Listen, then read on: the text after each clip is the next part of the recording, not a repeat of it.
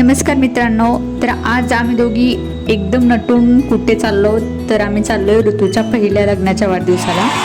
तर मी आणि माझी आत्या आम्ही दोघी कशा दिसतोय हे कमेंटमध्ये नक्की सांगा। कुठे जायचं म्हटलं की आमचा भैया ऑलवेज रेडीच।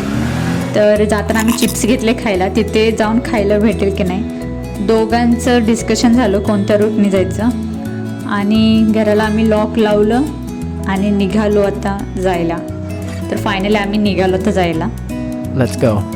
आणि जायचं म्हटलं तर रिकाम्या हाती तर काही जाऊ शकत नाही, तर इथे केकची ऑर्डर अगोदरच दिली होती, तर आम्ही इथून केक घेऊन गेलो।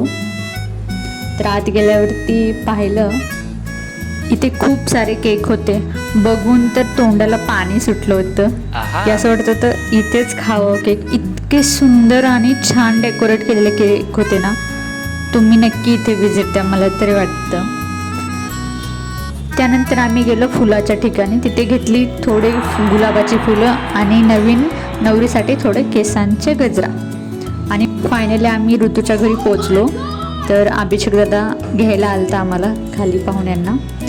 तर मला असं झालं होतं कधी जाऊन ऋतूला बघते बस, तरी वरती आलो तर मस्त रांगोळी काढली होती आणि आतमध्ये आता तुम्ही बघू शकतात की छान डेकोरेट केलेलं आहे।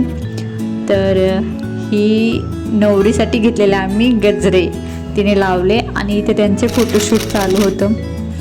थोडा वेळ होता बाकी, तोपर्यंत त्यांनी फोटोशूट केलं आणि मग आणि जिथे केक असतो तिथे चिल्लर पार्टी ही हमखास असतेच। तर तुम्ही बघू शकता इथं ह्या चिल्लर पार्टीचं फक्त खेळण्याशी मतलब, बाकी काही घेणं देणं नाही।